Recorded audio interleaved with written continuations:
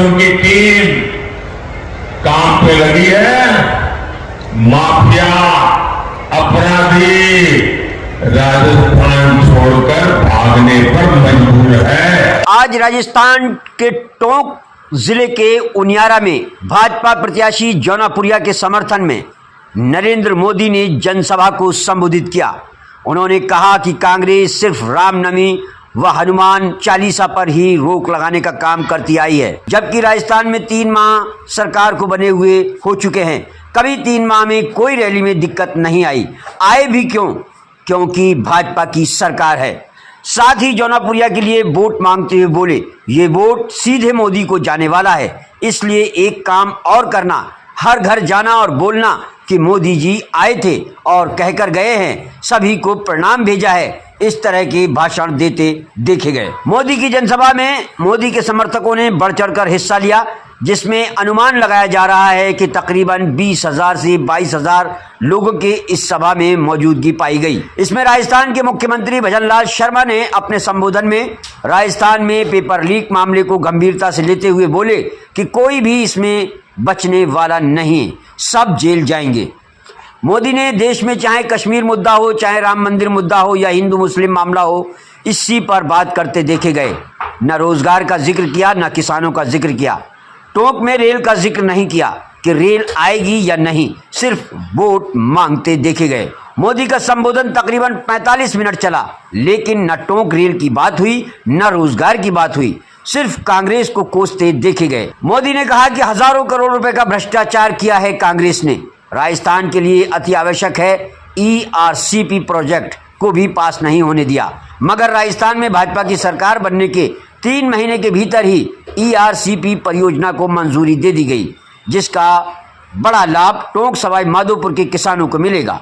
टोंक सवाई माधोपुर के किसानों को प्रधानमंत्री सम्मान निधि के 11,000 करोड़ रुपए सीधे उनके बैंक खातों में जाएंगे। इसके अलावा मोदी ने कांग्रेस को कोसते हुए और क्या कहा, आइए सुनते हैं। कांग्रेस के शासन वाले कर्नाटका की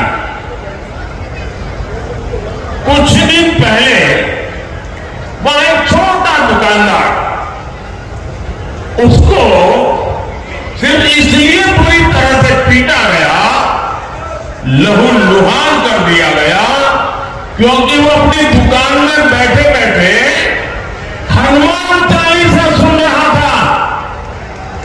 ये कांग्रेस की कर्नाटका की सरकार का काम देखिए।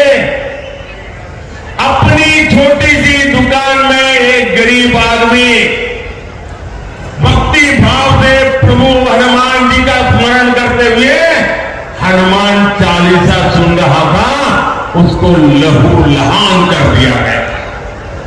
आप कल्पना कर सकते हैं, कांग्रेस के राज में हनुमान चालीसा सुनना भी गुनाह हो जाता है।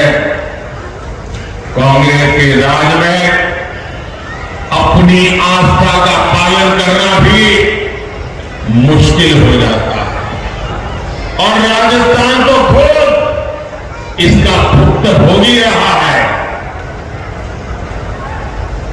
अब सीधी सीधी बात है, जब उनके पार्टी, उनके सारे नेता प्रभु राम का मंदिर बने, प्रभु राम का प्राण प्रतिष्ठा का अवसर हो, मंदिर के लोग जाके रूप में आने के लिए निमंत्रण दे, सम्मानपूर्वक निमंत्रण दे, और पब्लिकली उस निमंत्रण को ठुकरा दिया जाए,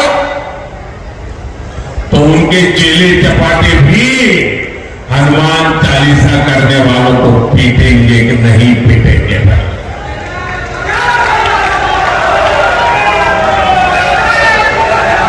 कुछ असामाजिक तत्वों के कारण यहां की इंडस्ट्री बंद हो गई, ये भी आप जानते हैं।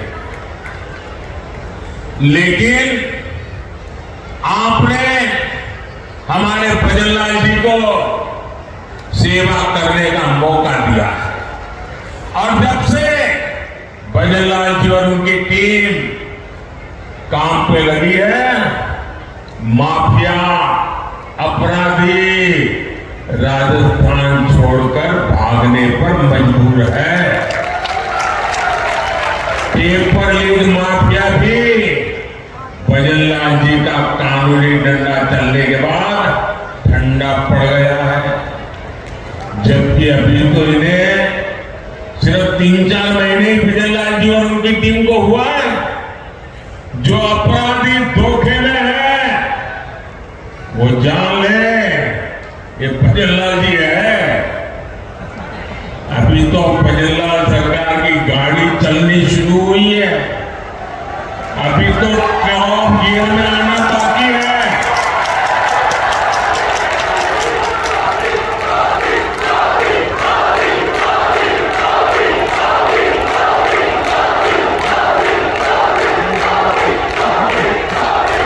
साथियों, आज हनुमान जयंती पर आपसे बात करते हुए मुझे कुछ दिन पहले की एक तस्वीर भी याद आ रही है। हो सकता है आप में से बहुतों तक ये खबर नहीं पहुंची होगी। भैया कहेगा तो घर में तो जाऊं भजनलाल शर्मा चले।